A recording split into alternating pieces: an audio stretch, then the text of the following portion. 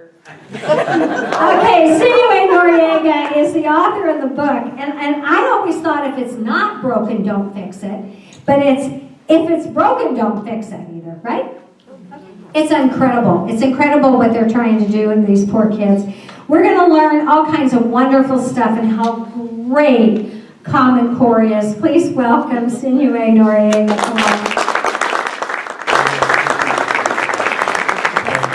Thank you so much. And thank you, NorCal Tea Party, fellow patriots, fellow lovers of the Constitution. Because that's what we are, isn't it? We are patriots first, fellow lovers of our Constitution. We fight the fight that you're fighting because we love our country. We love the gifts that our Creator has given us. Life, liberty, pursuit of happiness. We love those gifts. No government has bestowed those gifts on you. They were granted to you by your Creator.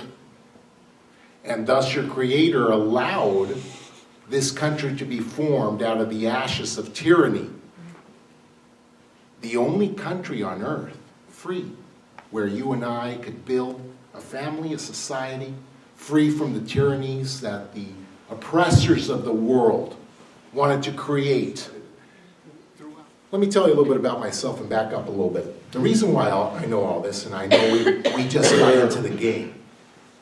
2 years ago, there started being a commotion about Common Core, and people started talking out and telling you, okay, this thing, we have to do something about it, Common Core. The lucky thing is, I was involved from the start. I was here in California in a prison when they started Common Core beta system. Prisoners, they tested it out with them. All the neurological testing, all the SMART testing that they did. They started here in California. And I happened to be one of the volunteers that chose to teach in that school. We're talking about the big picture. If you, the parents, or you, the grandparents, are even allowed to step in that testing chamber and see what's on that test. Can you see what's on that test? No, it's illegal.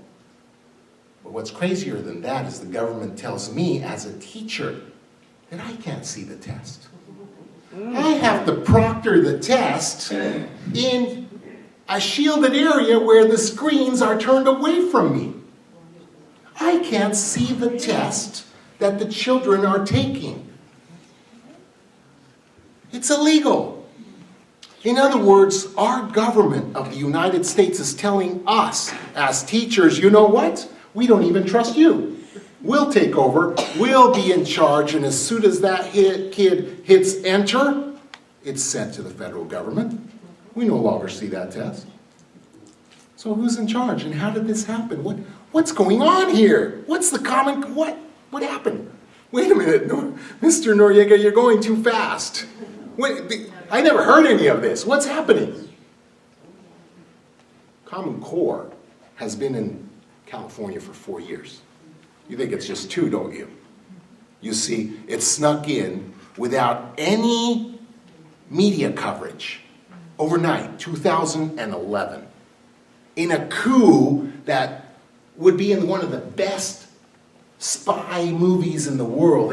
We were talking Russia or China or something else that we see on TV. But the Common Core took over in a coup that we've never even imagined could happen in this country. There was no media coverage. The only thing I saw in 2011 was a little article, the eighth page of the New York Times. The bottom, something about a little blurb about Common Core. That we don't have No Child Left Behind. No Child Left Behind! Wasn't that a big thing? What happened? What? We don't have that anymore? Where'd it go? Wasn't there supposed to be a new certification of the Secondary Education Act? Elementary Secondary Education Act, the 60s? Wasn't there supposed to be a recertification of that by Congress that never took place, and everybody was begging for, and Congress and the president were in a dead heat about it, that he wouldn't sign it, and they were battling over, well, let's reauthorize that law? It never happened. What happened? All of a sudden that went away and No Child Left Behind left, and all of a sudden we have Common Core? What is Common Core? Let's take a step back. Whoa, what is Common Core? What's the purpose? What is it? I'm going to tell you. The purpose of Common Core has 10% to do with education. The rest of it was the plan. Common Core, the whole purpose behind Common Core. Can we, let's call it the secret organization, can we bypass Congress? Can we bypass Congress? That's the question. Can we bypass Congress? You're talking, Bonnie, about the pen and the phone. That came later, and I'm going to talk about that. That did come later. That's Mr. Obama putting it in the face of Congress. I own you now. But let's go before then, when the plan was made. Can we bypass Congress? Is there a way for us, the big money people, the government people that are trying to take over this government, can we bypass what the Founding Fathers set up, the 3 pillars of government, legislative, executive, judicial, the checks and balances? We can't do anything to control this free democracy, this democratic republic, if we can't bypass Congress. So let us do that through education. Something that's not supposed to be there anyway. Because the Department of Education, the DOE, is not supposed to exist anyway. That's right. The Constitution does not allow the federal government to have control of education whatsoever. It doesn't exist. That power was always granted to you, the citizens of the United States, to your state, to your district, to you as a parent. You are supposed to be in charge of the education of your children. In fact, our Constitution here in California, Constitution of California, the people that are in charge of your children's education, and it's worded in there, is guess who? The parent. So why is the federal government in charge? Because you have to understand that you are not dealing with a system any longer that is playing by the rules. They are breaking the rules. They are breaking the law. They are breaking the Constitution, and they do not care. Have you not seen this man? Are you not awake when he says, I don't care, I'm going to veto everything? I'm going to bypass everything because guess what? I am now the new king. Have you not heard his audacity? It all started with Common Core. You see, if you get something that's not supposed to exist in the first place, the Department of Education, something that has the smallest budget in the budget of the federal government, education, little tiny budget, not defense, not the military, oh, we're talking, look, big budget there, right? Not foreign policy, not, we're talking education. No, doesn't even matter. Nobody cares. It's just education. It's not even supposed to exist. If you take that and try to pass something through without touching Congress, then you've won. And nobody's going to be wiser. Nobody's going to catch on. So they did, because there was a phenomenon happening. All of a sudden, back in 2007, they were firing all these teachers. And everybody was losing their job. 2008, big landslide. If you were an educator, your job was in jeopardy. You guys remember that? Why? Why did that even happen? It was part of the plan. The stranglehold the government was making so it could take over education. This is what happened. You see, No Child Left Behind, let's go back to that. Well, the Bush administrator started that, right, 2001. But that was the reauthorization of the Secondary and Elementary Education Act. That was the reauthorization. That happened through every president, all the way back to the 60s. You see, every time they passed a law about education, it had to go through Congress, and it had to be reauthorized. And so it was, otherwise the money wouldn't come from who? Congress, right? Have to be reauthorized, otherwise it's not legal. Can't give you a check if our congressmen haven't voted on it. It's not legal. Has to be reauthorized with every administration. Well, it wasn't reauthorized, and it wasn't reauthorized on purpose. Because you see, when you get to a point where you have been without funding for far too long, what are you going to do? What are you going to do? You're going to grow desperate. And that's what happened. We didn't have new books for a decade. We didn't have, teachers were being fired. Why? Because districts couldn't even hold up they couldn't even hire bus drivers to drive people back and forth. In fact, my paycheck was coming from loans from the bank. Starting all to come together, isn't it?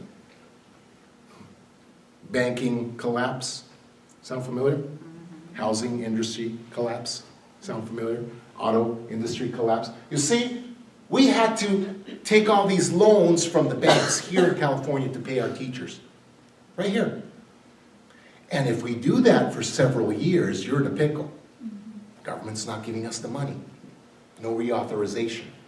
So what happens? They spring the trap, it's set, and it's set to spring.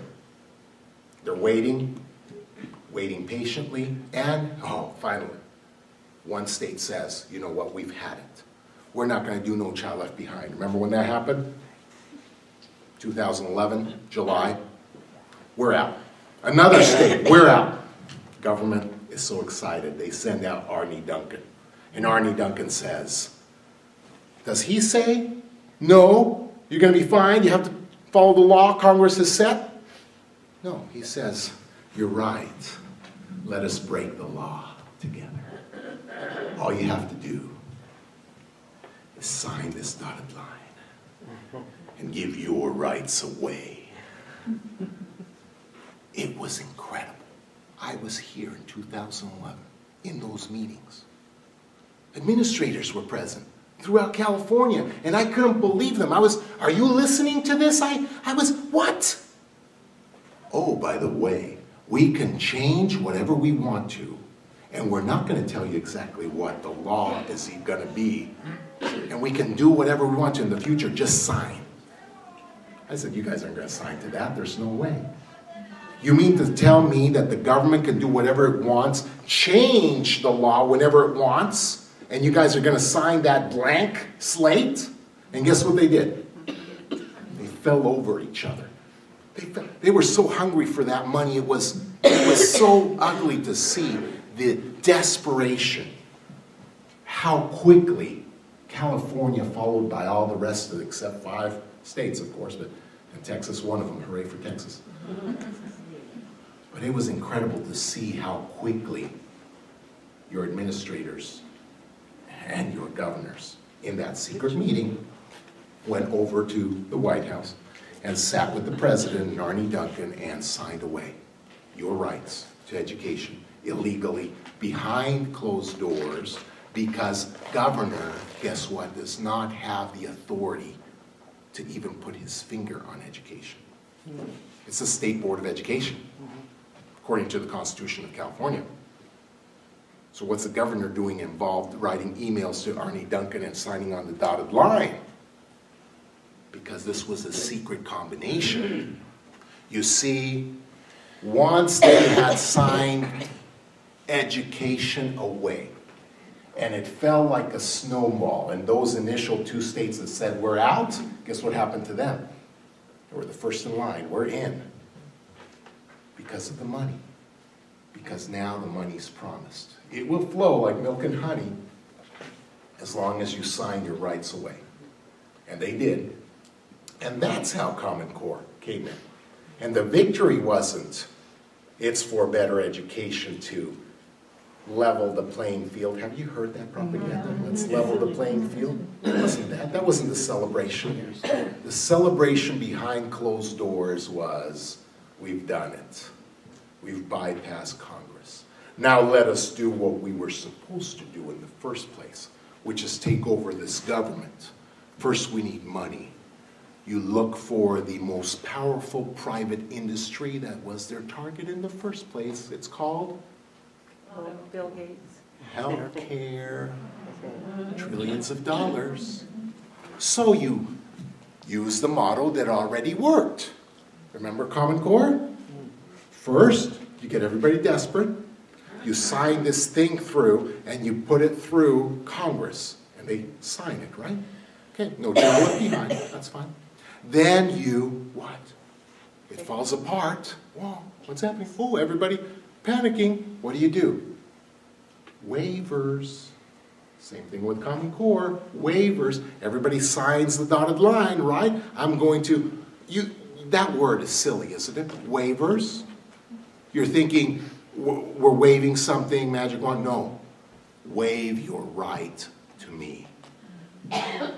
Waivers. That's what they are. You, the states, are waiving your rights. Common Core, Obamacare.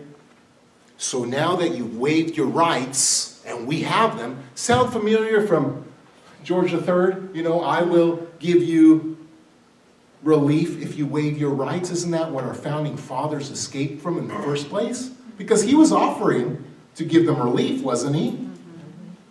But what was his condition? Always. Back in England, what we escaped from. Waive your rights. If you surrender your rights, then I will give you mercy. That's what we escaped from. That's why we fought. That's why we won, because God was on our side. And through their blood, we gained liberty. And now, this new evil has crept upon our country and demanded the same thing. But we've fallen for it. Why have we fallen for it? Because we are the recipients of that goodness. We haven't bled. We haven't died. We've become affluent because of their sacrifice. And so we don't know, or we've forgotten what it cost to even have those rights. So that's why we're in the pickle that we're in. And so this government got their waivers. They rewrote the law, healthcare, outside of Congress, completely different.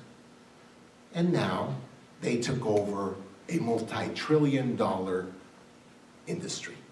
What's our deficit? Anybody know? 18 trillion. Okay, supposedly, right? It's actually the 200 trillions, but whatever.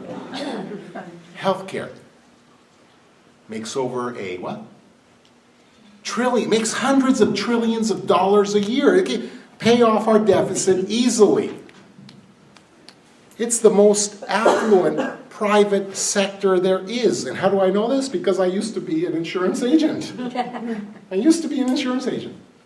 I did this. I worked at Geico. I also worked for American National Insurance. Most affluent system. Private. Used to be private anyway. So what did Obama do at that point? You remember his speech, don't you? You remember when he looked to the right and to the left? What does the right and the left symbolize? Please go back to YouTube and see that video. I've posted it on my website. But have you ever seen the man speak? When presidents speak, who do they look at? The teleprompter. Right there. The people of the United States. But kings don't. Kings look at their subjects. And at that point, he was sticking it in the nose of Congress. He looked to his left, which are the Liberals. Democrats, and he looked to the right, which are the... And he said, I have a pen and I have a phone. Please look at that again. He never once looks at the camera, you and me. He is putting it in the face of Congress that he has now taken over, and either you're with me, listen to the words because they're his, or against me. That is why so many people ask me, Mr. Noriega, why are you doing this? You have a family, you have kids. Why are you jeopardizing your job? It is because it's not only education that's at risk, but it is the liberties that our children are going to grow or grow without. It is the Constitution that is now hanging by a thread. And what do? We do something. We do something. We fire these fools. I heard somebody say, "Oh, I'm so excited. We just won Congress. We have the majority now." And I heard these radio hosts so excited. And I'm back there thinking to myself, do these guys know what's going on? Because we haven't won. All those guys that just took over, just wait. All of them have already signed in blood. They're part of the organization. The only message that will come through now is, you're fired. Did you know you can get rid of all Congress and put new Congress in? Did you know that you can get rid of these bums and put new ones in? Did you know that? Because they make you think you can't. They make you think that you have to compromise with them, and yet they're out there breaking the laws. Because I never saw anywhere that they can have a federal curriculum. Where's that written? I never saw anywhere that they can take over education. I never saw anything written where it says that you as a parent can't look at the test, and yet go ahead and go in your school and try to look at the test. I never saw anywhere that said freedom of speech is gone, and yet now the government has control of the internet as well. I never saw anything that ever said anywhere in the Constitution that you are subjects to a king. They are not playing by the rules. They don't care. They don't care about the system. He doesn't care. His organization doesn't care. He has boldly said it. In fact, if nothing wakes you up, then what about this Iran thing? If nothing wakes you up, then to have the one country with the nuclear bomb, who are they going to point it at? Israel and us. If that doesn't wake you up, let's throw everything out.